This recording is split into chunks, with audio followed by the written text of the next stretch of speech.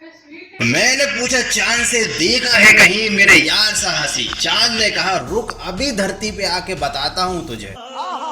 तो भैया ये तो आपको मालूम ही होगा कि चंदा मामा हमारी धरती के हमेशा चक्कर लगाता रहता है और हमारी धरती का ग्रेविटेशनल फोर्स उसे अपनी तरफ खींचता रहता है। लेकिन आखिर क्या कारण है कि चंदा मामा कभी भी धरती पर गिरता नहीं? इस सज्जन को क्या तकलीफ है भाई, क्या तकलीफ है इनको? और उससे भी ज्यादा सोचने वाली बात यह है कि अगर चांद धरती के थोड़ा सा भी करीब आ गया तो हमारी धरती का क्या हाल होगा। अब आप बोलोगे इसमें कौन सी नई बात है, अगर चांद धरती के करीब आ गया तो भैया धरती पर तबाही मच जाएगी। तो तबाही तो मचेगी, लेकिन वो तबाही मचेगी साल के 12 महीनों में छोटे छोटे टुकड़ों में। स्टेप बाय स्टेप इंसानों की वाट लगेगी। और ये कैसे होगा जानेंगे हम आज के तगड़े वीडियो में।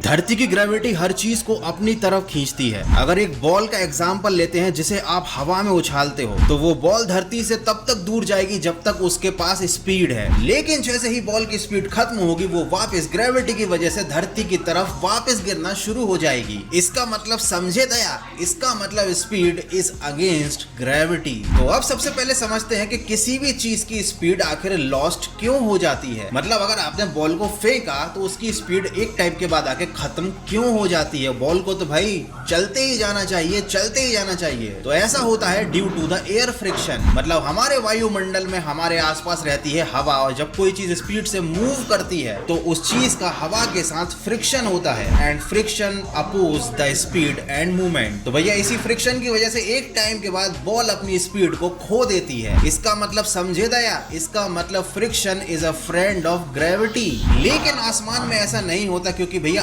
अंतरिक्ष में ना हवा है और ना ही है फ्रिक्शन। तो इसका मतलब चांद के आसपास ग्रेविटी का दोस्त मौजूद नहीं होता। मतलब ग्रेविटी का दोस्त फ्रिक्शन स्पेस में होता ही नहीं है and that is the reason कि चांद हमेशा अपनी स्पीड में घूमता रहता है और बिना किसी फ्रिक्शन से चांद की स्पीड कम ही नहीं होती। और जब चांद की स्पीड कम नहीं होती तो धरती का ग्रेविटेशनल फोर्स उसे अपनी तरफ खींच नहीं पाता। अब आप बोलोगे गौरव भाई ये क्या तुमने साइंस की क्लासेस शुरू कर दी क्या यूट्यूब पे? तो भैया साइंस समझना थोड़ा सा जरूरी था, तभी तो वीडियो की भावनाओं को आप समझ पाओगे। तो विज्ञान को रखते हैं साइड में और अब करते हैं तबाही की शुरुआत। इमेजिन करो कि धरती पर चांद गिरने वाला है। कैसे गिरने वाला है ये नहीं बताऊंगा, लेकिन अगर ये शुरू हुआ तो खत्म कैसे होगा। धरती के पास है ग्रेविटी जो चांद को खींच रही है, चांद के पास है स्पीड जो वो चक्कर लगा रहा है और इनका परफेक्ट बैलेंस ही कारण है कि धरती पर ना चांद गिरता है ना ही धरती से दूर जाता है। लेकिन इमेजिन करो due to some specific reason चांद की स्पीड आधी भी हो जाती है। वैसे तो अगर सारी दुनिया की टेक्नोलॉजी लगा दे तब भी इंसान चांद को थोड़ा सा भी स्लो नहीं कर सकता। लेकिन अगर कोई बड़ा सा धूमकेतु या कोई बड़ा सा एस्ट्रॉयड आकर चांद से टकराता है और उसकी स्पीड हाफ होती है और चांद धरती की तरफ आना शुरू हो जाता है तो भी चांद को इस धरती की तरफ आने में 1 साल लगेगा।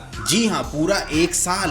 12 महीने में स्टेप बाय स्टेप चांद धरती के नजदीक आएगा। अब 1 साल क्यों लगेगा? क्योंकि चांद धरती से जितना ज्यादा करीब आएगा उतने ही जल्दी चांद धरती का चक्कर लगा पाएगा और जैसे जैसे चांद धरती के नजदीक आता जाएगा उसकी स्पीड और ज्यादा बढ़ जाएगी और जैसे जैसे चांद की स्पीड बढ़ती जाएगी वैसे वैसे उसका धरती के पास आने का टाइम कम होता जाएगा। चलो ये सारी बातें छोड़ो, नहीं तो तुम्हारा दिमाग ही घूम जाएगा। बात करते हैं पहले महीने की।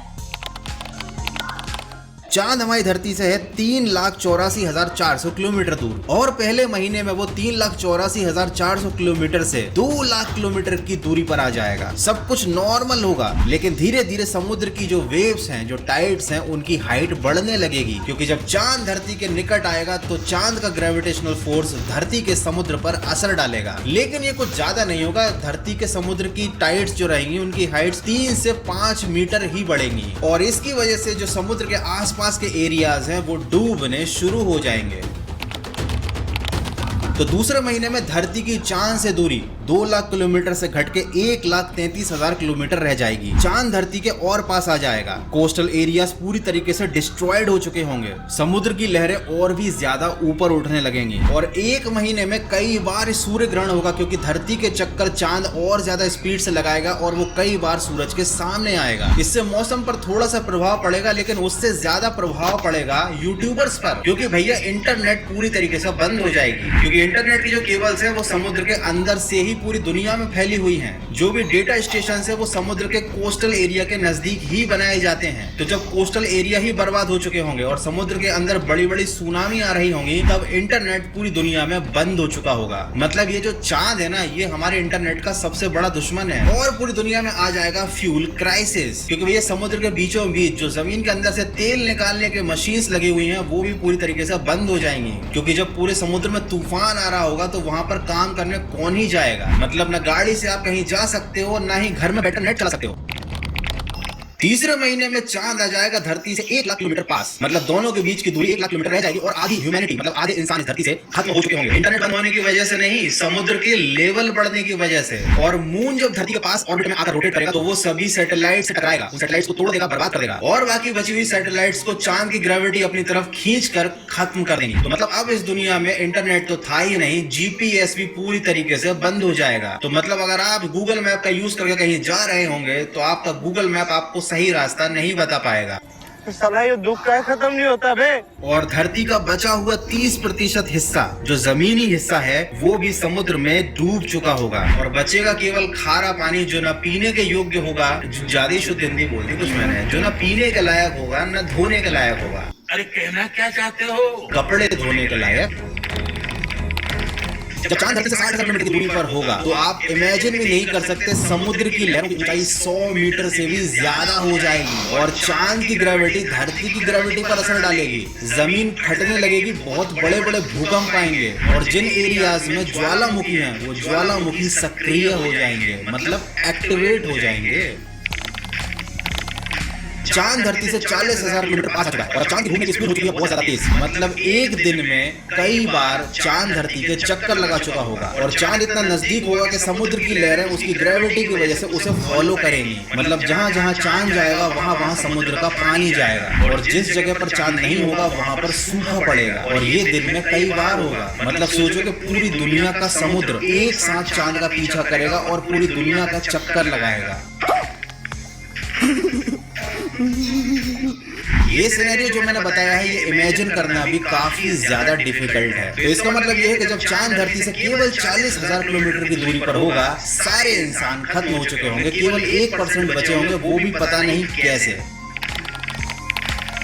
देखो अब जो भी होगा पहले तो आ ही चुकी है, इंसान खत्म हो चुके हैं, सो हु केयर्स कि अब धरती पर क्या हो रहा है। समुद्र धरती पर चक्कर लगा रहा है, नागिन डांस कर रहा है, कुछ भी करे।